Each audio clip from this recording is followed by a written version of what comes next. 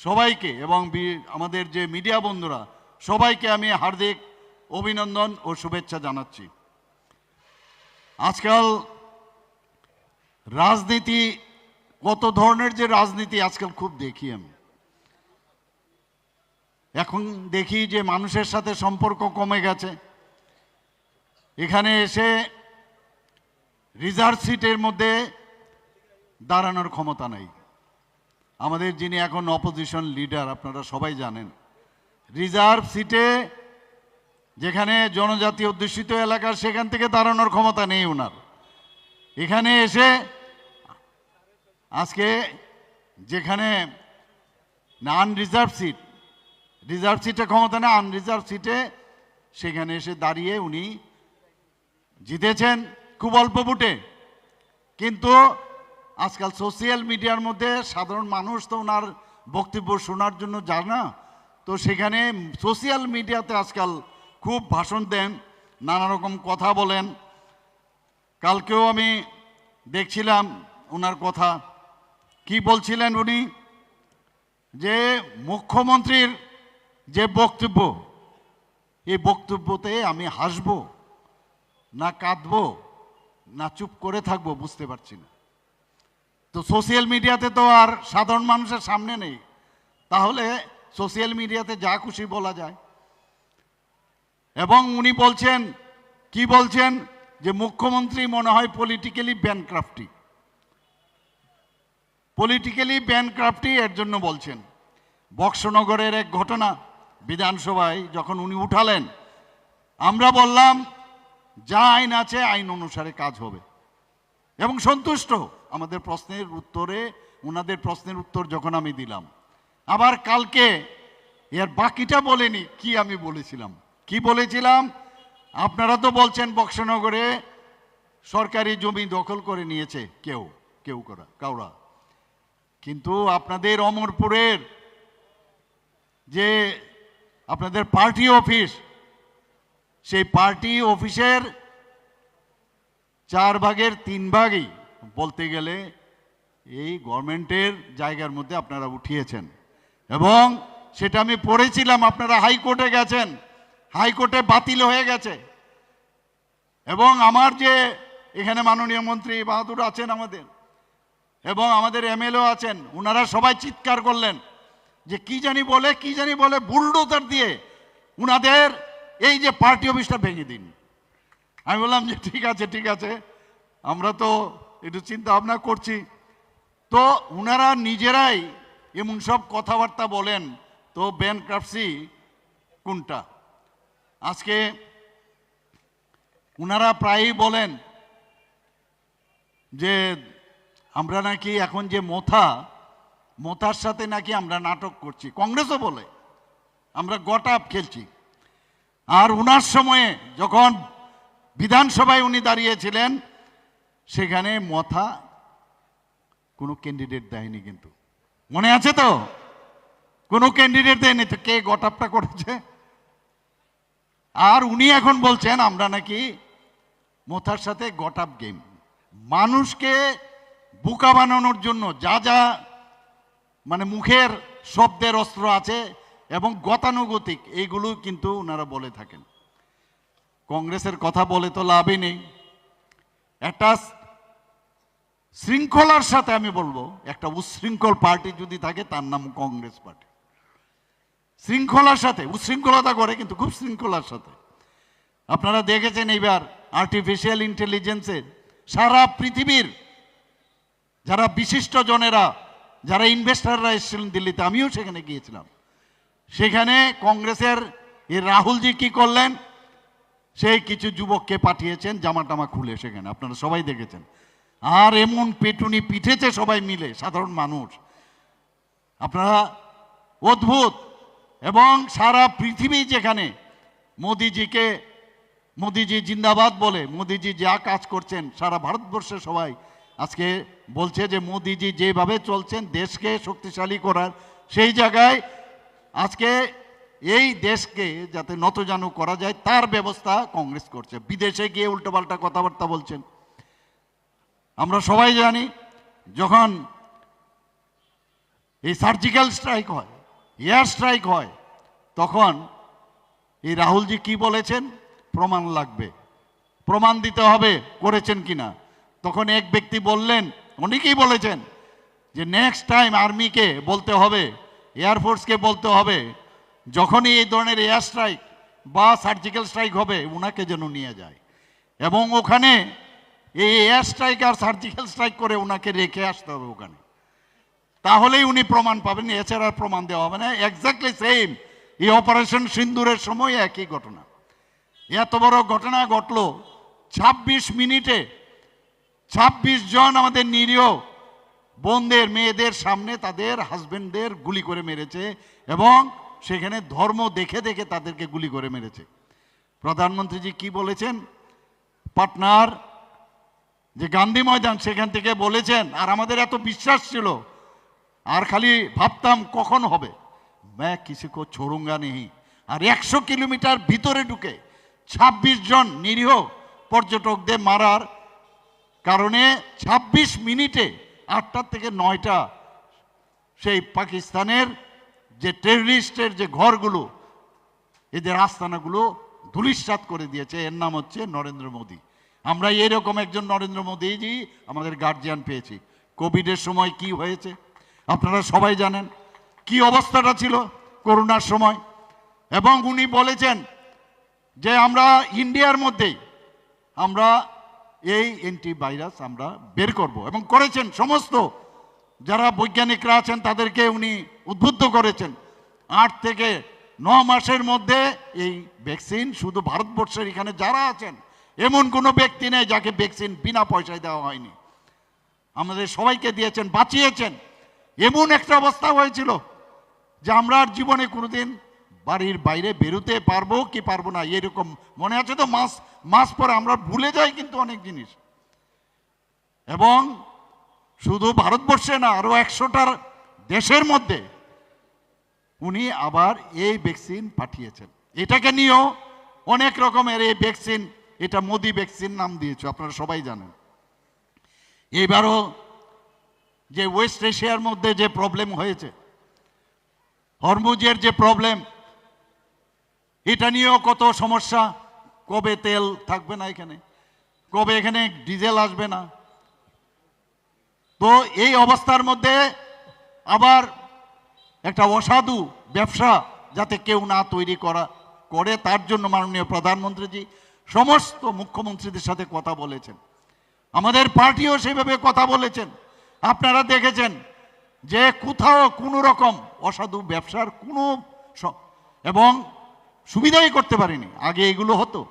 শুধু তাই নয়, এই যে কন্টিনিউয়াস এই যে র পেট্রোলিয়াম পদার্থ সেইগুলো আজকে ভারতবর্ষের জন্য খোলা আছে, হরমুজ থেকে নিয়ে আসে এবং অন্যান্য অনেক দেশ থেকে। অনেক আমাদের এই যে ব্যবস্থাপনা, এই যে ডিপ্লোমেসি মাননীয় প্রধানমন্ত্রীজি রেখেছেন, তো সেই জায়গায় আজকে আমরা কিন্তু একটা খুশির বাতাবরণে আমরা আছি। সব জায়গায় যায়, আপনার বাড়িতেও একজন ভালো গার্জিয়ান যদি থাকে বাড়িরও কিন্তু উন্নয়ন হয়। আজকে দেশের উন্নয়ন মাননীয় প্রধানমন্ত্রীজি করছেন। আমরা নিশ্চিন্তে থাকি যে না, উনি কিছু না কিছু করবেন এবং সেটাই উনি করে দেখালেন। আর সেই জায়গায় দাঁড়িয়ে আজকে মথা কি মথা, আজকে যেখানে যাই সেখানে গিয়ে দেখি। এবারও আমি এক কঞ্জে গেলাম, সে আসারাম বাড়িতে, সেখানে সমস্ত দোকানপাট বন্ধ করে দিয়েছে। যেখানে যাই, গতকালও একই অবস্থা ঢাকার জলার মধ্যে। এবং আমি বলেছি আমাদের যিনি যাকে দাঁড় করিয়েছি যে তোমার জন্য ভালো হয়েছে, এই যে ওরা বন্ধ করে দিয়েছে, বন্ধ করা খুব ইজি। আমরা যদি 4-5 জন কালকে আগরতলায় বলি যে মুখ ব্যক্তি আসবে কালকে থেকে সব বন্ধ, তো মানুষ তো বন্ধ করে দেবে, মানুষ তো ভয় পায়। কিন্তু ভয় পেতে পেতে একটা টাইম আসবে যে না, আমি বন্ধ করব না। এই বিশ্বাসটা আমরা মানুষের মধ্যে তৈরি করতে চাই। আমরা ভারতীয় জনতা পার্টির সরকার এবং আমাদের পার্টি, আমরা এই বিশ্বাস এবং এই যে কারোর পেটের মধ্যে লাথি মেরেছে, দিন আনা দিন খায় ব্যক্তিদের, এই ভোটগুলো আমাদের যে ক্যান্ডিডেট, আমি বলেছি তোমার লাভ হয়েছে এবং তুমি এই ভোটগুলো পাবে। হয়তোবা ওরা মথাকে দিত, কারণ ওনাদের যে কাজ হচ্ছে জাতিগত সুশ্রুরি দিয়ে ওনাদের তো আর কিছু নেই, কোনো ফিলোসফি নেই। থানসা থানসা করছে, আর থানসার পেটেই লাথি মারছে, থানসার ব্যক্তিদেরই মারছে। কালকে আমি একজন আমাদের ক্যান্ডিডেট ওনার বাড়িতে গেছিলাম, সেখানে গিয়ে ওর মাথায় আপনারা সবাই দেখেছেন যে হেড ইঞ্জুরি হয়েছে। ওনার ছেলে মেয়েরা আমার সাথে কথা বলল, বলে স্যার এটা কি ধরনের থানসা, আমি তো বুঝতেই পারছি না।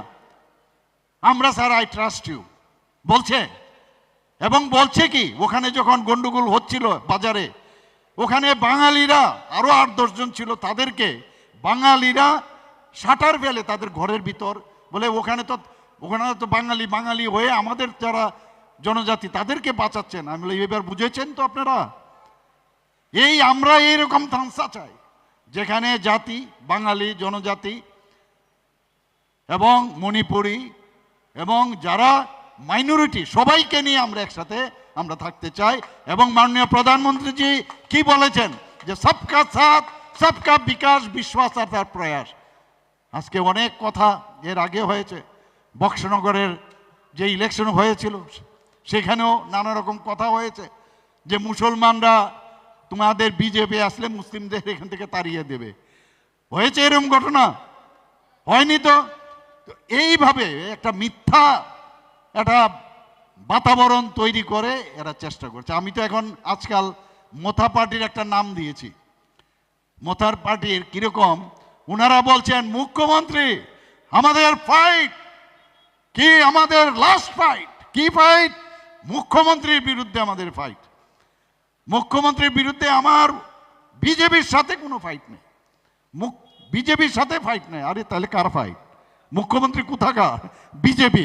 তো অদ্ভুত না, এটা মানুষ বিশ্বাস করবে না? আমার দিল্লির সাথে। আবার আমাদের মধ্যে ওই হঠাৎ করে প্রণজিৎ বাবুর নাম নেবে। प्रणजीत बाबू बहुत अच्छा आदमी है, रतनलाल नाथ बहुत अच्छा आदमी है, हमारा प्रणजीत सिंह राय प्रणजीत बाबू बहुत अच्छा है, सुशांत बाबू अच्छा है। माने এটাও কিন্তু এই চালাকি, অতি চালাকি। মানে আমি যদি এগুলো বলি তো প্রণজিৎ বাবু মানে মনে মনে বলবেন ভাই আমাকে তো ভালো বলে, দরকার কি ওর এগেনস্টে বলা। এটা কিন্তু চালাকি, আর কিচ্ছু না। এই চালাকি করতে করতে আর অতি চালাকি কি হয়, গলার দড়ি হয় একটা বলে না। তো এই চালাকি করতে করতে, এই থানসা করতে করতে থানসাদের মারছে। এটা মানুষ এখন বুঝে গেছে নিজেদের পায়ের নিচে জমি কিন্তু আস্তে আস্তে চলে গেছে। বন্ধুগণ, আমার মায়েরা বোনেরা এখানে আছেন, মেয়েরা আছেন, আপনাদের জাগতে হবে, বুঝতে হবে। কারণ আমাদের মাননীয় প্রধানমন্ত্রীজি একমাত্র প্রধানমন্ত্রী, যখন উনি আসেন, আসার পরে জনজাতিদের উন্নয়নের কথা উনি বলেন।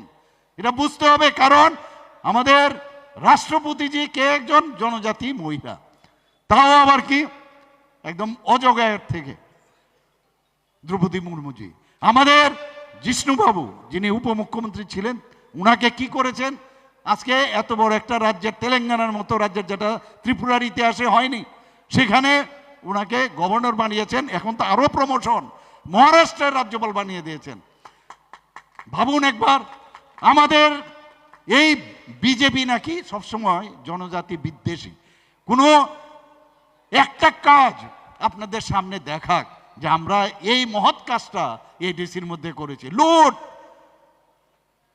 সমস্ত জায়গায়, পুরো এডিসি এলাকার মধ্যে যত ফান্ড, এখানে আমাদের মাননীয় মন্ত্রী আছেন, ফিনান্স মিনিস্টার, উনি জানেন ফান্ডের হিসাব নেই, কিচ্ছু নেই। সমস্ত জায়গায় আমরা দেখেছি কোনো ইউসি দেয় না, কোনো রকম কথা বললে খালি বলে টাকা নাই, টাকা নাই, কি রাং নাই, রাং নাই, রাং নাই। তো রাংগুলো যে আমরা পাঠাই, রাংগুলো কোথায়? এখন বলছেন যে আমরা খুব গরিব। গরিব হলে আমি এতদিন ধরে এত বড় পার্টির আমি লোক, তাহলে একটা সব সময় আমি রেলে আমি যাতায়াত করি, আমি ট্রেনে যাতায়াত করি, বাধ্য হয়ে আজকে দুদিনের জন্য খালি উনি আজকে 4 দিন ধরে হেলিকপ্টারে চড়েন, তাহলে রাং কোথায় পান? রাং কোথায় পান? সব জানি আমরা। আপনাদের দেখবেন সারা ত্রিপুরাতে আমি ঘুরেছি, সবচেয়ে বেশি ফ্ল্যাগ উনাদের, পোস্টারও উনাদের বেশি। আমরা যাও 2-4টে ফ্ল্যাগ দেই, এইগুলো রাতের অন্ধকারে তুলে ফেলে। এবং এর জন্য আমি নাম দিয়েছি, তিপ্রা মথা পার্টির নাম দিয়েছি তিপ্রা মারপিট পার্টি। আর এত মিথ্যা কথা বলে আবার এইভাবেও যদি বলেন তিপ্রা মিথ্যা পার্টি। এবং আমি এইবারের ইলেকশনের পরে আমার যেতে হবে ওয়েস্ট বেঙ্গলে। টিএমসির একই অবস্থা, টিএমসি আর টিএমপি একই মুদ্রার এই পিঠ আর ও পিঠ। আর টিএমপি ওখানে একই কাজ করেন, গণতন্ত্রের কণ্ঠ রোধ করেছেন, সেখানেও মারপিট, গুন্ডামি, বুথ দখল। এখানেও কিন্তু সাবধান, এই চেষ্টা খুব কলা কৌশল করছেন। আমি এখনো যারা ছোট ছোট ছেলেরা আছেন এক একটা বিভিন্ন জায়গায় বিভিন্ন উপাদানের সৃষ্টি করেছেন, বসে থাকেন দিন রাত, তাদের ব্যবস্থাপনা সমস্ত লজিস্টিক সাপোর্ট দেয় এবং খাও দাও, আর যখনই বলবো মালপত্র নিয়ে বেরিয়ে যাবে আর ওকে মারো তেমুক করো, এই কালচার শুরু করে দিয়েছে। আরে বন্ধুগণ, ৩৫ বছর সিপিএম এত বড় শক্তিধর ছিল আমরা সবাই ভাবতাম সিপিএমকে এখান থেকে হটানো যাবে না। আর সেই সিপিএমকে মাননীয় প্রধানমন্ত্রীজির কারণে আমরা পৃষ্ঠা প্রমুখরাই তাদেরকে উৎখাত করে ফেলে দিয়েছে।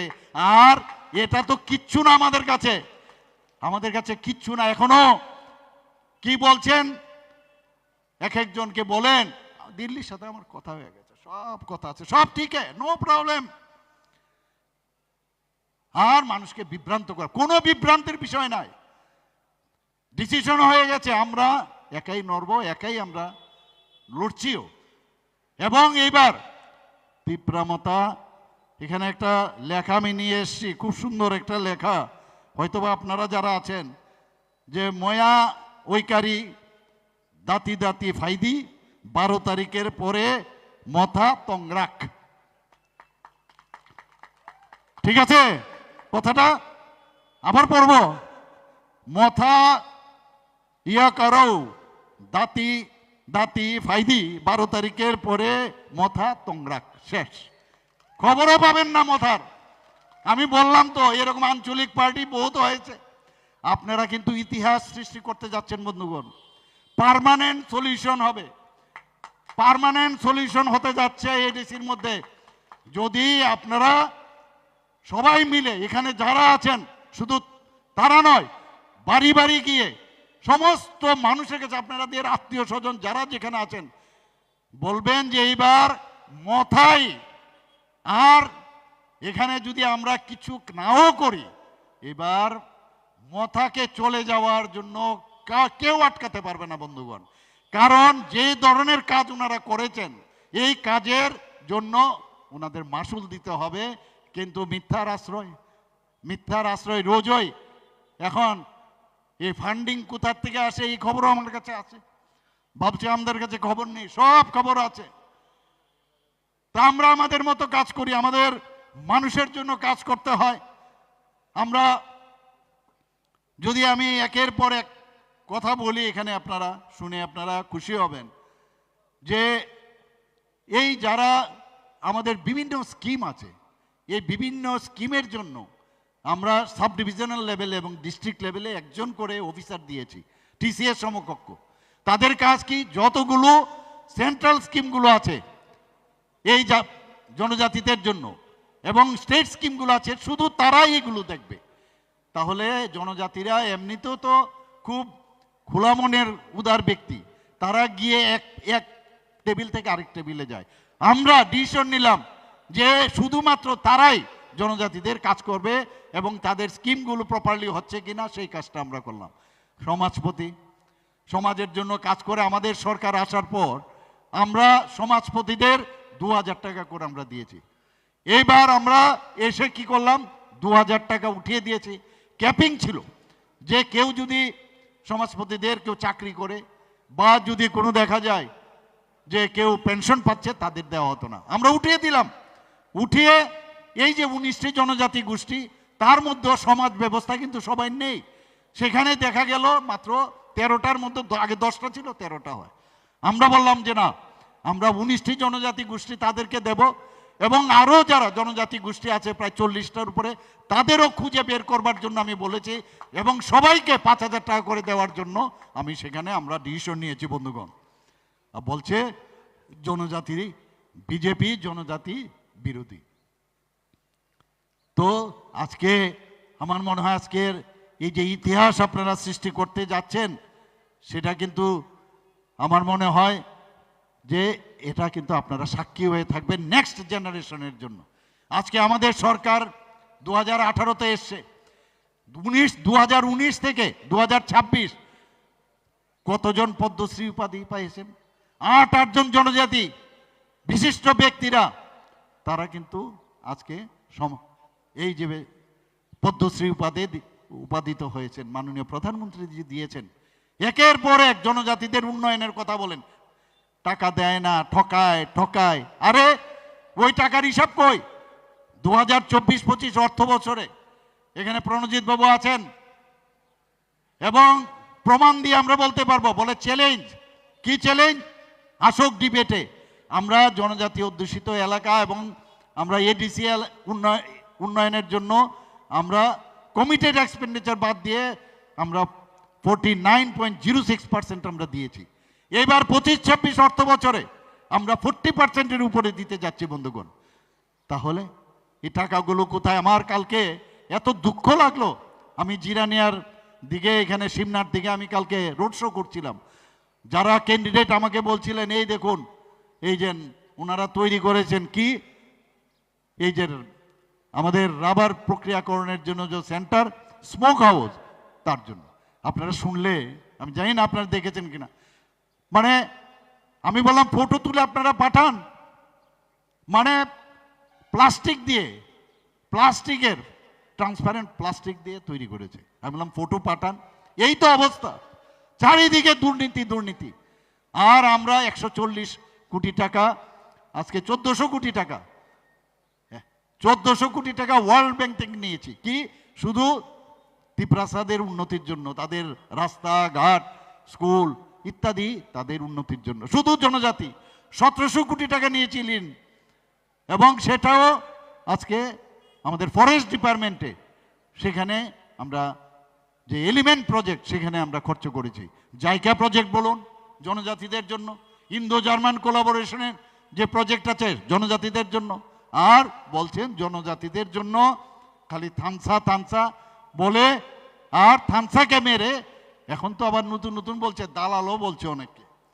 আরে তুমি তোমার লোককে তুমি ধরে রাখতে পারবে না। যে কেউ যে কোনো পার্টিতে যেতে পারে, যেখানে যখন যা খুশি। আমরা তো তার মধ্যে বলছি না। আপনারা কোথায় ছিলেন আগে? আপনারা তো অনেক পার্টি করেছেন, উইলা পার্টি, কি পার্টি নাম আছে না, পুইলা জাতি, এমুক পার্টি, কংগ্রেস পার্টি করে টরে। তাহলে এখন যদি কেউ ভারতীয় জনতা পার্টিতে জয়েন করে, তাকে দালাল বলে। তাহলে আপনারা কি, যে পার্টির থেকে আপনারা আসেন, তা আপনাদেরকে কি বলবে? এবং একটা আঙ্গুল দেখানোর আগে চিন্তা করতে হবে 4টা আঙ্গুল আপনার দিকে কিন্তু আছে বন্ধুগণ। এগুলো দেখে না, ধার ধারে না, কোনো আইনেই মানে না। এখানে বিশ্রামগঞ্জে এখন নতুন আরেকটা টেকনিক, যে ডিসি এলাকা লে যা রায়। আরে কারোর ক্ষমতা আছে কোনো অফিসারের যে ডিসি এলাকা নগর পঞ্চায়েতে নিয়ে যাবে? অমরপুরের কথা বলছে, বসে বসে খালি মিথ্যাচার, কিভাবে বিভ্রান্ত করা যায়। গেল বিশ্রামগঞ্জে, অফিসার বললেন যে এইভাবে, যখন দেখলেন এখানে সুবিধা করতে পারেননি, সোজা চলে গেলেন। কিন্তু মানুষকে বিভ্রান্ত করতে অনেক সুবিধা। এবং জনজাতি ভাই বোনদের, এরা এই যে হাতি চড়ে, ঘোড়া চড়ে, এই ধরনের ব্যক্তি যারা আসেন, তাদেরকে, যারা গরিব, যারা কৃষক, যারা যুবক, তাদেরকে ভুল বুঝাতে খুব সুবিধা। আমাদের এই হাতি দিয়ে আর ঘোড়া দিয়ে আসার ব্যক্তি আমাদের দরকার নেই। আমাদের এডিসি চালাবে কি ধরনের ব্যক্তি? জুম চাষের ব্যক্তি চালাবে। আমাদের এখানে কৃষক যারা, এই জনজাতি কৃষক, তারা চালাবে, মা বোনেরা চালাবে। আমরা এই ধরনের ব্যক্তি আমাদের দরকার। প্রধানমন্ত্রী নরেন্দ্র মোদীজি যদি আপনার চাইওয়ালা একটা চাই বিক্রি করে যদি প্রধানমন্ত্রী হতে পারে, তাহলে আমাদের এই হাতি ঘোড়ার চড়ে আসা ব্যক্তির আমাদের নেতার দরকার নেই। আমাদের দরকার সাধারণ, আমরা সাধারণ মানুষ, সাধারণভাবে আমরা থাকতে চাই। এবং এই রকমই এডিসি আমরা আগামী দিন করব। আপনারা দেখেছেন এখানে দেখলেও তো মনে হয় যে একটা ভদ্র একজন ব্যক্তি ভারতীয় জনতা পার্টির থেকে আজকে আমরা ওনাকে নমিনেশন দিয়েছি বন্ধুগণ। আমি নিশ্চিত যে আগামী দিন যেভাবে আমাদের এখানে ক্যান্ডিডেটকে আমরা অভিজিৎ বাবুকে আমরা এখানে দিয়েছি, অভিজিৎ ত্রিপুরা, বয়সও কম, এবং এই ধরনের ব্যক্তি আগামী দিন লিড করবে। আর প্রধানমন্ত্রীজি কি বলছেন, मैं चौकीदार हूं, मैं खुद भी नहीं खाऊंगा, दूसरे को भी खाने नहीं दूंगा। খবর কোনো ক্ষমতা নেই, কারোর ক্ষমতা নেই, ওখানে গিয়ে লুটপাট করার ক্ষমতা নেই। ভারতীয় জনতা পার্টির সরকার আজকে প্রায় 21টার মতো রাজ্যে ডাইরেক্ট এবং ইনডাইরেক্ট এনডিএর মাধ্যমে আমরা আছি। ক্ষমতা কেমনিতে আসছে? দিল্লির মতো 27 বছর পরে আজকে দিল্লির মধ্যে ভারতীয় জনতা পার্টির সরকার এসছে। আজকে উড়িষ্যার মধ্যে ভারতীয় জনতা পার্টির সরকার এসছে। গঙ্গার জল আস্তে আস্তে এই যেভাবে চলছে, কোথায় আসছে শেষ পর্যন্ত? পশ্চিমবাংলায়। যেখানেই দুর্নীতি সেখানেই আমাদের ভারতীয় জনতা পার্টি পৌঁছে গিয়ে দুর্নীতিবাজদের একদম উৎখাত করে।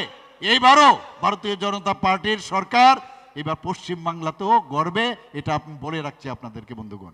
ঠিক একইভাবে আমাদের সরকার এবার এই টিটিএডিসির মধ্যে গড়বে এবং সুন্দরভাবে যা যা কাজ করার আমরা সেই কাজটা আমরা করব বন্ধুগণ। আপনারা সবাই জানেন chief minister tribal women development programme আমরা কি করেছি, 20,000 যারা আমরা জানেন, আপনারা সবাই জানেন যে আমাদের রিসা এবং পাচরা, আমাদের গর্ব যে মাননীয় প্রধানমন্ত্রী যে আসার পর তাদেরকে জিআই ট্যাগ দেওয়া হয়েছে আন্তর্জাতিক স্তরে। সব মানুষ এখন আমাদের ত্রিপুরার রিসা, এবং এত কালারফুল যে সবাই বলে যে এত সুন্দর কি করে বানায়। তার জন্য আমরা প্রায় 1 কেজি 250 গ্রাম, আমি বহু জায়গায় গেছি, এবং পার কেজির দাম কত? প্রায় 857 টাকা। আমরা বিভিন্ন জায়গায় 20,000-এর মতো দিয়েছি, আরও দেব ইলেকশনের পরে, কারণ আমাদের সেই চিফ মিনিস্টার ট্রাইবেল উইমেন ডেভেলপমেন্টের আমাদের যে স্কিম সেটা আমরা তৈরি করেছি। আমরা এই যে মহারাজা বীর বিক্রম কিশোর মাণিক্য বাহাদুর যাদের কথা বলেন, আমরা 2021-এ এডিসি ইলেকশন যখন এই সিপিএম থেকে শেখা যে মারপিট, খুন, সন্ত্রাস, ধর্ষণ এবং যেভাবে ওনারা আক্রমণ করেন, আমরা নিজেরাও গেছি বহু জায়গার মধ্যে গিয়ে আমরা কি দেখলাম, মহারাজা বীর বিক্রমের যে ফটো আমাদের পার্টি অফিসে ছিল সেগুলো মাটিতে পড়ে আছে। তাহলে কি করে এটা সম্ভব হয়েছে? আপনারা তো মহারাজার কথা বলেন, মহারাজা বীর বিক্রম কিশোর মাণিক্য বাহাদুরের কথা বলেন। অর্থাৎ এই যে আমাদের সরকার আসলো 2018-তে, সেই 18-তে আসার সময় এই যে সিপিএমের সব হারমাত বাহিনী আজকে লাল মথায় কিন্তু ঢুকেছে বন্ধুগণ। অর্থাৎ মথার ভিতর ঢুকে লাল মথা হয়েছে, এবং তারাই কিন্তু এই কাজটা করছে বন্ধুগণ। আজকে আমাদের কুমলুঙে আমরা যে এবার আমাদের যে প্রজেক্ট আমরা বিভিন্ন বিষয়ে যে আমরা রেখেছি, সেখানে আমরা ধলাই জেলায় একটি মেডিকেল কলেজ খুলব, কুমলুঙে একটি নার্সিং কলেজ খুলব, জনজাতিদের জন্য হোস্টেল আমরা অলরেডি আমরা অনেক জায়গায় আমরা অনেকগুলো জনজাতি হোস্টেল আমরা বানিয়েছি। জনজাতি যারা ছোট ছোট ছেলে মেয়েরা আছেন তারা প্রথমে কত পেত? 45 টাকা, তারপর সেটাকে 80 টাকা করা হয়েছে আমাদের সরকার আসার পর। এবার আমরা 100 টাকা করেছি।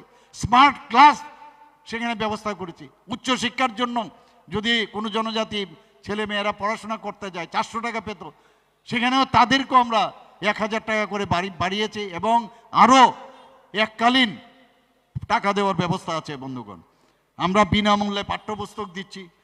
যারা এককালীন আর্থিক সহায়তা পান তার সাথে সাথে তারা যাতে ভালোভাবে পড়াশোনা করার পরে বিভিন্ন হোস্টেল, 27টার মতো হোস্টেল, জনজাতি হোস্টেল আমরা তৈরি করেছি বন্ধুগণ। শুধু তাই নয়, আরও 3টি যে 100 শয্যা বিশিষ্ট এবং 44টি আরও নির্মাণাধীন রয়েছে। আমরা হোস্টেল ওয়ার্ডেন 170 জন আমরা করেছি। রাবার প্রতি বছর ভগবান বিরসা মুন্ডার যে জন্মদিন, সেখানে জনজাতি যে গৌরব দিবস, সেই গৌরব দিবসে আমরা অনেক অনেক প্রকল্প আমরা করেছি মাননীয় প্রধানমন্ত্রীজির আদেশে। ধরতি আবা জনজাতি গ্রাম উৎকর্ষ যোজনায় দুইভাবে এক জায়গায় 81 কোটি 49 লক্ষ টাকা দিয়েছি, 42 কোটি 37 লক্ষ টাকা দিয়েছি। জনজাতি তাদের যে লোক সংস্কৃতি, হস্ততাঁত এবং অন্যান্য যে বিষয়, এখানে আমি আবার বলবো, আমি ধন্যবাদ দেব আমাদের ফিনান্স মিনিস্টারকে। 3 কোটি রাখা হয়েছে যাতে তাদের যে সব ফক ডান্স থেকে ফক সং থেকে আরম্ভ করে যারা সেগুলো না হারিয়ে যায়, আমরা গত বছর বাজেটে আমরা সেটা রেখেছি। ধরতি আবা জনজাতীয় অভিযান আমরা সেটা যে গ্রাউন্ডিং করেছি, বাস্তবায়ন করেছি, দেশের মধ্যে আমরা সর্বশ্রেষ্ঠ হয়েছি। পিএম জনমনে আমরা দেশের মধ্যে শ্রেষ্ঠ রাজ্য হিসেবে আমরা সেখানে কিন্তু আমরা সেই সম্মান আমরা পেয়েছি। আমরা 15ই নভেম্বর ভগবান বিরসা মুন্ডার যে জন্মদিন, সেই উপলক্ষে 11টা দপ্তর যে প্রকল্প করা হয়েছে 24-25 অর্থ বছরে, সেখানে 322 কোটি টাকা খরচ করার ব্যবস্থা হয়েছে। মুখ্যমন্ত্রী রাবার মিশন যোজনায় 20,000 হেক্টর থেকে বাড়িয়ে আমরা 69,000 হেক্টর আমরা করেছি। আমরা সংগ্রামা যারা আছেন, সংগ্রামারা তাদের পুজোর সময় আমাদের কাছে দাবি করেছেন যে আপনারা ছুটি ঘোষণা করুন, রেস্ট্রিক্টেড হলিডে আমরা ঘোষণা করেছি। আমরা মুখ্যমন্ত্রীর জনজাতি বিকাশ যোজনায় সমস্ত যাদের বেনিফিশিয়ারি আছে 9,325 জন বেনিফিশিয়ারি, তাদেরকে 23 কোটি টাকার উপর আমরা দিয়েছি।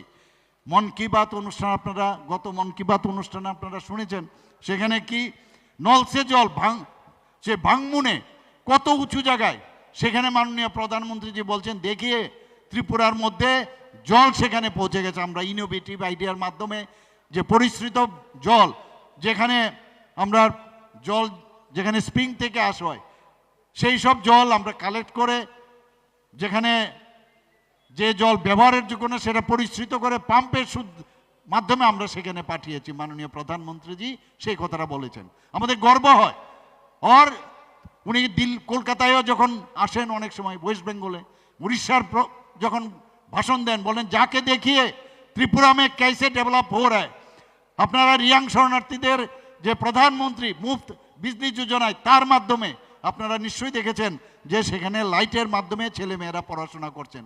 একের পর এক কাজ করে যাচ্ছি আমরা। বন্ধুগণ, আজকে রিয়াংদের জন্য তো অনেক কথা বলেছেন, কিন্তু 23 বছর ধরে ওদের দুর্বিষহ অবস্থা। মিজোরাম থেকে এসছেন ব্রু রিয়াংরা, তখন তো কমিউনিস্টরাও ছিল, কংগ্রেসও ছিল, এখন যারা বড় বড় কথা বলেন মথাও ছিল, তখন তো ওদের শব্দ নেই। আমাদের সরকার আসার পর তাদেরকে পুনর্বাসন দেওয়া হয়েছে, প্রায় 800 কোটি টাকার প্যাকেজ দেওয়া হয়েছে, থাকার ব্যবস্থা, রেশন পানি, রাস্তাঘাট, স্কুল ইত্যাদি। তাছাড়া তাদেরকে ট্রেনিংয়ের মাধ্যমে আমরা কিটসও দিয়েছি তাদেরকে। আমাদের যারা এই কমিউনিস্টদের সময়ে তো সরকারের টিকে থাকার জন্য তারা এইসব যারা টেররিস্ট সৃষ্টি করেছে, এনএলএফটি এবং এটিটিএফ, আপনারা সবাই জানেন, তারা প্রবলেম ক্রিয়েটার। আর আমরা হচ্ছি প্রবলেম সলিউশন করার পার্টি। আমরা প্রবলেম সলিউশন করে তাদেরকে মূল স্রোতে ফিরিয়ে নিয়ে এসেছি। তাদের জন্য 250 কোটি টাকা আমরা প্যাকেজ আমরা দিয়েছি। বন্ধুগণ, আমরা একের পর এক আমরা যদি কথা বলি এখানে শেষ করা যাবে না। শুধু একটা কথাই বলবো, আমার আরেকটা প্রোগ্রাম আছে, আমি এসছি আপনাদের কাছে একটা বিনীত নিবেদন। এই যে ভ্রষ্ট সরকার এখন যে চালাচ্ছে, একটা মিথ্যাচার ব্যবহার করে এখন যেভাবে কথা বলছেন, এক একবার এক এক রকম শব্দ, 100% মুখ্যমন্ত্রী যে मैं आपके साथ हूं, আর বাইরে গিয়ে বলে আরেক রকম। अरे आप ऐसा कैसे बोल रहे हो? बोला नहीं, पॉलिटिक्स में ऐसा ही बोलना पड़ता है। आप बोलो এটা কি পলিটিক্স, কি বলবো, মাথায় ঠিক নেই এখন কি করবে, ওরা বুঝতেই পারেনি যে মাত্র 3 মাসের মধ্যে আজকে জনজাতি, আমাদের ভারতীয় জনতা পার্টির জনজাতি মোর্চা এবং জনজাতি লিডাররা সবাই মিলে আমাদের সংগঠন হারিয়ে যাচ্ছিল, সেই সংগঠনকে আমরা তরতাজা করেছি, ভাবতেই পারিনি। আমাদেরকে ব্ল্যাকমেলিং করার চেষ্টা করার মাধ্যমে আমাদেরকে ভুল বুঝানোর, কিন্তু আমরা ঠিক করেছি এবার 28-এ 28 আমরা প্রতিদ্বন্দ্বিতা করব। এবং এখানে আসো, আমাদের ক্যান্ডিডেট অভিজিৎ ত্রিপুরাকে আমাকে আসতে হবে এখানে 17 তারিখ দেখার জন্য। না টিভির পর্দায় দেখবো না, কথা দিন আপনারা জেতাবেন তো সকাল সকাল। আর কেউ রাস্তার মধ্যে কেউ যদি আটকায়, ধমকায়, চমকায়, খালি একটা ফোন খালি করবেন, দেখবেন কিভাবে দৌড়ানি দেই আমি। সবাইকে নমস্কার। এরকম যদি ভয় দেখিয়ে হতো তাহলে হিটলারও কিন্তু এতদিন থাকতো। আর হিটলার যত লোক মেরেছে, কমিউনিস্টদের স্টেলিন নাকি আরো এর থেকে বেশি লোককে মেরেছে। কাজেই গায়ের জোর দিয়ে কেউ থাকতে পারবে না বন্ধুগণ। মানুষের সাথে সম্পর্ক রাখতে হয়, মানুষের মনের কথা শুনতে হয়। মুখ্যমন্ত্রী বাঙালি, মুখ্যমন্ত্রী ট্রাইবেল, এই দিয়ে হয় না। মুখ্যমন্ত্রী ট্রাইবেল তো এখানে হয়েছে, কি করেছেন, কি কাজ করেছেন? কাজেই এই ধরনের যে একটা ডিভাইড অ্যান্ড পলিসির মতে জাতি বিদ্বেষ যে পার্টি, তার পেছনে এখনো আমি বলছি যে আমাদের ট্রেন ডাবল ইঞ্জিনের সরকার এত স্পিডে চলছে, দরজা খোলা আছে। যারা যারা এখনো বিভ্রান্তির মধ্যে আছেন, আমি মথা এবং কমিউনিস্ট এবং যারা কংগ্রেস করেন তাদেরকে বলবো এখনো দরজা খালি মানে খোলা আছে, ট্রেনের মধ্যে উঠে পড়ুন। আদারওয়াইজ আমাদের যে ডেস্টিনেশন 2047-এ বিকশিত ভারত, সেখানে আমরা পৌঁছে যাব। এই কথাগুলো বলে আমার এখানে আপনাদের উপস্থিতি, এতক্ষণ ধরে আপনারা বসে আছেন, এর জন্য ধন্যবাদ জানিয়ে আমার কথা বলা শেষ করছি। নমস্কার।